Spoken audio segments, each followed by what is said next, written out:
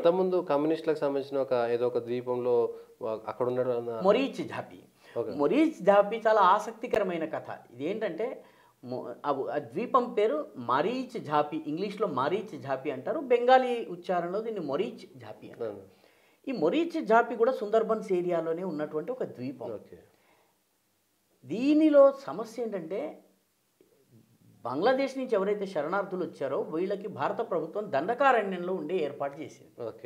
దండకారణ్యపు వాతావరణం కానీ, అక్కడి నేల కానీ, అక్కడి వ్యవసాయ వాతావరణ పరిస్థితులు కానీ వాళ్ళ ఒంటికి ఇది కాలేదు, చచ్చిపోవడం మొదలుపెట్టారు. మొదలు పెడితే పాపం ఈ శరణార్థులు ఎవరైతే బంగ్లాదేశ్ నుంచి వచ్చిన హిందూ శరణార్థులు ఉన్నారో వీళ్ళందరూ కూడా మొరపెట్టుకున్నారు, మేము ఇక్కడ ఉండలేము అంటే రెవల్యూషనరీ సోషలిస్ట్ పార్టీ అని లెఫ్ట్ ఫ్రంట్లో ఒక భాగస్వామి. అది ఏమందంటే మీరు రండి, మా మరీచ్ ఝాపీ అనే ద్వీపం ఉంది, ఈ ద్వీపంలోకి మీరు వచ్చి ఇక్కడ ఉండండి అని వాళ్ళకి అక్కడ ఏర్పాటు చేయించారు. ఇల్లు కట్టుకున్నారు, ఉండడం మొదలుపెట్టారు. సిపిఎంకి ఈ విషయం తెలిసింది, ఇక్కడ ఆర్ఎస్పి బలపడుతోంది, ఆర్ఎస్పిని బలపడనివ్వకూడదు కాబట్టి వాళ్ళు ఏం చేశారంటే ఒక రాత్రికి రాత్రి చుట్టుపక్కల 20-30 ద్వీపాల నుంచి కార్యకర్తలు బల్లాలు, బరిసెలు, బాణాలు, కత్తులు, కటార్లు తీసుకుని వచ్చి మొరీచ్ ఝాపీని చుట్టుముట్టేశారు. అది కూడా ద్వీపమే.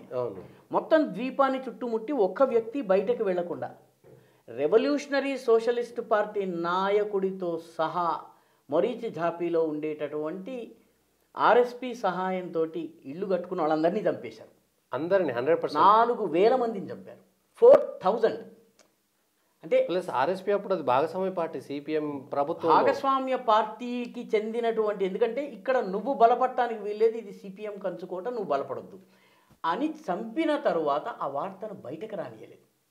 ఎన్నేళ్ళు బయటకు రానివ్వలేదంటే మొరీచ్ ఝాపీలో బ్రతికిన వాళ్ళు, వాళ్ళ బంధువులు, వీళ్ళు ఇంట్లో చాలా గుసగుసగా చెప్పుకునేవాళ్ళు, ఇలా జరిగింది, మన కుటుంబం ఇలా జరిగింది, ఇలా జరిగింది.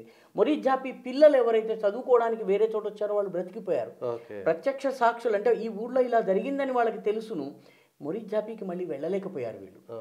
దీన్ని వార్తల్లో రానివ్వకుండా ప్రతిదానికి వార్తలు రాసేటటువంటి మీడియా మొరీచ్ ఝాపీ గురించి అసలు ఒక్క ముక్క రాయలేదు. ఎందుకంటే వెస్ట్ బెంగాల్లో కమ్యూనిస్టు పాలనలో మీడియా మీద జరిగినన్ని దాడులు బహుశా దేశంలో ఎక్కడ జరగలేదు. ఏ పార్టీ అయినా కూడా చితకబాదేయటమే. ఈనాడు రిపోర్టర్లను కొట్టారు, మమతా బెనర్జీకి మద్దతుగా వీళ్ళు కొన్ని ఏవో వార్తలు రాశారని చెప్పేసి సిపిఎం కొట్టింది. ఇప్పుడు మమతా బెనర్జీ అదే రకంగా కొడుతుంది. మమతా బెనర్జీకి సిపిఎంకి తేడా లేదు, కేవలము పంపకాల తేడా, ఆలోచన విధానము, గుండాగిరిలో ఏమి తేడా లేదని ఇది గమనించాలి. కాబట్టి సిపిఎంలో ఏ పాపాలు జరిగినాయో అవే మమతా చేస్తోంది. ఎందుకంటే అదే క్యాడర్ ఇక్కడ ఉన్నారు, అదే రకమైనటువంటి పనితీరు వాళ్ళు చూపిస్తున్నారు. సో ఈ మొరీచ్ ఝాపీకి సంబంధించి బీజేపీ ప్రభుత్వం అధికారంలోకి వచ్చిన తర్వాత మొరీచ్ ఝాపీ గురించి 2014లో మాట్లాడటం మొదలైంది.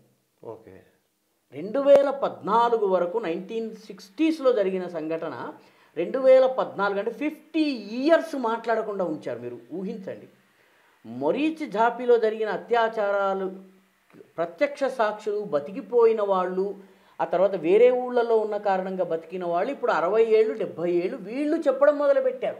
నేను తర్వాత ఊరికి వెళ్ళి చూస్తే నా తల్లి ఇలా చనిపోయింది, నా తండ్రి ఇలా చనిపోయినాడు, నా తమ్ముడు ఇలా చనిపోయాడు, ఊరిని ఇట్లా తగలబెట్టారు, ఇవన్నీ వాళ్ళు చెప్పడము, ఇవన్నీ కూడా సేకరించి మొరీచ్ ఝాపీ మీద ఒక షార్ట్ ఫిల్మ్ తీశారు.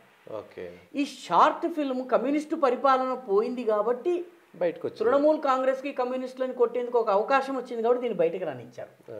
ఇప్పుడు ఇటువంటి మొరీచ్ ఝాపీ వంటి ఇన్సిడెంట్స్ ఎన్ని జరిగినాయో మీకు లెక్కలేదు. ఎన్ని మొరీచ్ ఝాపీలు ఉన్నాయో తెలియని కూడా తెలియదు.